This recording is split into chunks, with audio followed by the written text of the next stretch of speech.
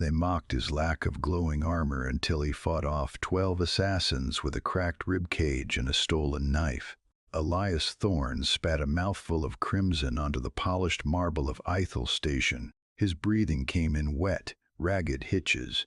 Around him the bodies of Kryk mercenaries lay twitching, their cloaking techs sparking and dying. High Sovereign Vale shrank back against the podium, all 4 of his eyes wide with raw, unfamiliar terror. Not of the dead assassins, of the broken, bleeding human standing between him and the door. Truth is, it was never supposed to end up like this. 6 months earlier, when Elias first boarded the alien warship Aegis Vanguard, no one saw a killer. They saw a frail biped from Sol 3, a galactic curiosity. The galaxy thought they recruited a broken servant, but they actually invited an apex persistence predator. The Aegis Vanguard hummed with the deep, bone-rattling vibration of massive spacefold engines. Surrounded by giants, the heavy-plated Vrax and the towering, multi-limbed Seti Elias was a ghost. They shoved past him in the narrow corridors. They deliberately knocked his trays to the floor in the mess hall, laughing in a dozen clicking dialects at his soft skin and lack of natural weapons. And Elias did nothing. He just watched. He memorized their patrol routes, their blind spots, the way the Vrax favored their left sides when they walked. He let their insults slide off him. Emotional regulation was a weapon they didn't comprehend. Why waste energy on ego when it could be spent gathering data? His silence was mistaken for submission, but the trauma of his past terrestrial wars hadn't broken him. It had refined him, channeling his ghosts into a fierce, quiet drive. It turned out, the galaxy's arrogance came with a massive blind spot. The shift happened on the jagged crust of Kalin IV during a routine extraction. A distress signal pulled a Vanguard rescue team into a narrow ravine.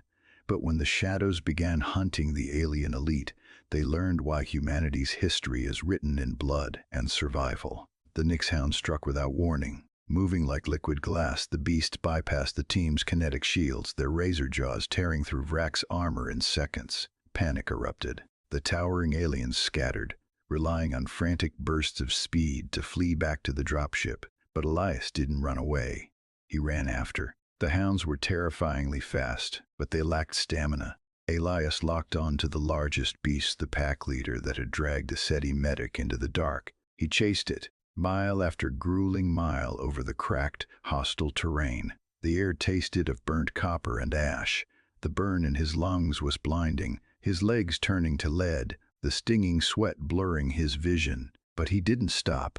He tracked the beast's thermal prints, matching its frantic sprints with a steady, relentless march. When the hound finally collapsed from sheer exhaustion, its chest heaving against the rocks, Elias was right there. He didn't even unholster his rifle. He drove a combat knife into its skull with the methodical precision of a species that had spent 1,000,000 years hunting prey until its heart simply gave out.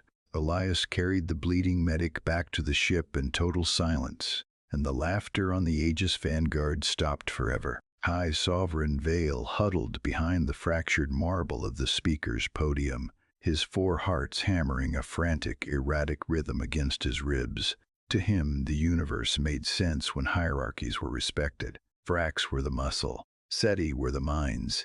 Humans from the backwater dirt of Sol 3 were fragile, transient things. But the creature bleeding out in front of him was dismantling every known law of biology. The Kryk assassins had struck during the summit's closing remarks, 12 of them, phasing out of active camouflage with neuroblades drawn. They had bypassed the Vanguard's elite guard in seconds. Vale had prepared to die, and then came Elias. The human had intercepted the first strike, meant for Vale's throat. The blow had shattered Elias's chest plate and snapped ribs with a sickening crunch that echoed through the grand hall. A normal species would have gone into systemic shock. Vale watched, paralyzed by absolute awe, as Elias simply exhaled a wet red mist and kept his footing. Truth is, the Kryk didn't know what they were fighting. They moved in blurs of lethal precision, striking, retreating, expecting the prey to bleed out and fall. But humanity's ancestral roots were buried in exhaustion and endurance. Elias didn't try to outrun their blades. He absorbed them. Every shallow cut, every glancing blow was a calculated trade. He let an assassin get close enough to bury a blade into his shoulder, just so he could grip the Kryk's wrist, snap the joint, and take the weapon for himself. The stolen knife became an extension of the human's terrifyingly quiet focus. Vale saw no panic in Elias's eyes, no wild flailing, only the cold, methodical rhythm of a predator that had spent its entire evolutionary history walking its targets to death. He tracked the cloaked ripples in the air. He anticipated their strikes. He countered with brutal, economic thrusts. He fought off 12 assassins with a cracked rib cage and a stolen knife, moving through the carnage, not with grace, but with an ugly, relentless forward momentum. The heat radiating off the human's skin was palpable, the metallic tang of blood heavy in the air. When the final Kryk lunged, Elias didn't dodge. He stepped into the strike, taking a shallow cut to his flank to drive his stolen blade upward, severing the assassin's primary nerve cluster. The grand hall fell entirely quiet, save for the wet, ragged hitches of the human's breathing. Elias dropped the knife. It clattered against the stone floor. He turned slowly, his uniform soaked dark, his posture terribly crooked. Vale stared up at him, entirely forgetting his own royal standing. The human wasn't just surviving.